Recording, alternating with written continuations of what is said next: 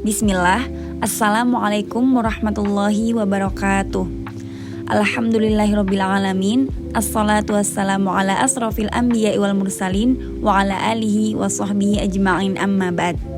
Jadi pada kesempatan kali ini saya akan mempresentasikan beberapa materi dari mata kuliah Ilmu Qiraat Sab'ah yang diampu oleh Dr. Kiai Haji Ahmad Alim LCMA untuk melengkapi tugas UTS saya. Sebelumnya izinkan saya memperkenalkan diri terlebih dahulu. Perkenalkan, nama saya Anissa Sarah dengan nomor pokok mahasiswa 231105081128. Program studi Ilmu Al-Quran dan Tafsir Fakultas Agama Islam dan Universitas Ibnu Khaldun Bogor. Ada 4 poin pembahasan yang akan saya sampaikan pada kesempatan kali ini. Yang pertama, definisi ilmu qiraat. Yang kedua, usul qiraat sab'ah. Yang ketiga, mengenal syatibiyah. Dan yang terakhir, yang keempat, matan syatibiyah. Baik, masuk ke poin pembahasan yang pertama. Definisi ilmu qiraat.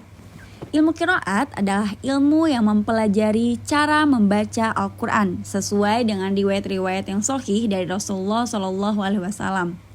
Ilmu ini mencakup perbedaan dalam pengucapan, lafaz, dan tata bahasa yang diwariskan dari para imam qiraat. Sedangkan qiraat sab'ah adalah 7 metode bacaan Al-Quran yang berasal dari 7 imam qiraat. Bukan hanya 7 cara membaca, setiap metode juga mewakili tradisi lisan yang diturunkan dari Rasulullah SAW. Lanjut ke pembahasan yang kedua, usul qiraat sab'ah. Usul qiraat sab'ah membahas pokok-pokok bacaan dari 7 imam qiraat. Setiap imam memiliki 2 perawi yang meriwayatkan bacaannya, lalu pembelajaran ilmu qiraat ini melalui kitab syatibiyah. Ilmu qiraat, khususnya usul qiraat sab'ah, memperkaya pemahaman kita terhadap Al-Quran.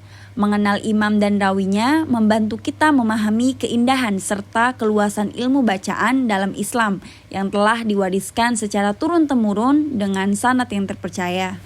Ini adalah 7 nama-nama imam qiraat dan perawinya. Yang pertama, Imam Ibnu Amir Asy-Syami' dan perawinya Hisham dan Ibnu Zakwan. Kedua, Imam Asyim, perawinya Syu'bah dan Hafs. Yang ketiga, Imam Hamzah, Khalaf dan Khalad. Yang keempat, Imam Al-Kisai, Abul Haris dan Ad-Duri. Yang kelima, Imam Nafi', Qalun dan Warasi. Yang keenam, Ibnu Katsir, Al-Bazi dan Kunbul. Yang ketujuh, Abu Amr Al-Basri, Ad-Duri dan As-Susi. Jadi nama-nama yang di atas-atas itu imamnya, dan yang di bawah itu perawinya. Selanjutnya kita akan masuk ke dalam pembahasan syatibiyah. Mengenal syatibiyah. Kitab syatibiyah atau Hirzul Amani wa Wajihut Tahani adalah salah satu rujukan utama dalam studi qiraat sab'ah. Ditulis oleh Imam Asy-Syatibi dengan nama lengkap Imam Abul Qasim bin Firruh Asy-Syatibi Al-Andalusi, dalam bentuk nazom, puisi agar mudah dihafal dan dipahami oleh para pelajar. Ciri khas dari kitab syatibiyah yaitu ditulis dalam bentuk syair, bahar tawil, terdiri dari sekitar 1173 bait, merangkum 7 mazhab bacaan Al-Quran dan 2 rawi dari masing-masing mazhab, serta memuat ilmu qiraat, nahwu, shorof, dan tajwid. Ini adalah contoh matan syatibiyah. Boleh dilihat di layar. Yang pertama saya coba bacakan. Bada'tu bi bismillahi fin nazam awwala. Tabaraka rahmanan rahiman wa mautila. Yang artinya, saya memulai dengan ucapan bismillah dalam menyusun nazam syair ini terlebih dahulu. Semoga Allah memberikan keberkahan sebagai zat yang maha pengasih lagi maha penyayang dan sebagai tempat berlindung. Yang kedua, langsung saja saya baca artinya. Dan saya pun mengucapkan pujian, semoga Robku bersolawat, memberikan rahmatnya karena keriduannya terhadap Nabi Muhammad SAW sebagai utusan yang memberikan petunjuk kepada manusia. Selanjutnya, matan yang ketiga. Wa itsratihi thumma sahabati thumma man talahum alal ihsani bil khairi wa bula. Dan juga para keluarganya, kemudian para sahabatnya, kemudian orang-orang yang mengikuti mereka dalam berbuat kebaikan. Semoga senantiasa dilimpahkan dengan kebaikan. Yang keempat, saya baca artinya. Dan saya pun menegaskan sebanyak 3 kali bahwasanya pujian hanyalah selalu milik Allah Ta'ala. Dan segala sesuatu yang tidak dimulai dengan pujian terhadap Allah Ta'ala akan berkurang derajatnya. Selanjutnya, matan yang kelima. Wa ba'du fahablullahi fina kitabuhu. Fajahid bihi hiblal aidan mutahatila. Dan yang berikutnya, maka ikatan hubungan Allah di tengah-tengah kita adalah kitabnya, yaitu Al-Quran. Maka bersungguh-sungguhlah dengannya supaya bisa memperdaya para musuh yang terperangkap. Yang keenam, wa akhliq bihi idh laisa yakhlaqu jiddatan. Jadi dan muwalihi alal jidi muqabila. Dan sungguh betapa pantasnya Allah Ta'ala menciptakan Al-Quran, karena tidak ada yang bisa menciptakan yang semisalnya dengan kemuliaan dan kesungguhan untuk menerima Al-Quran.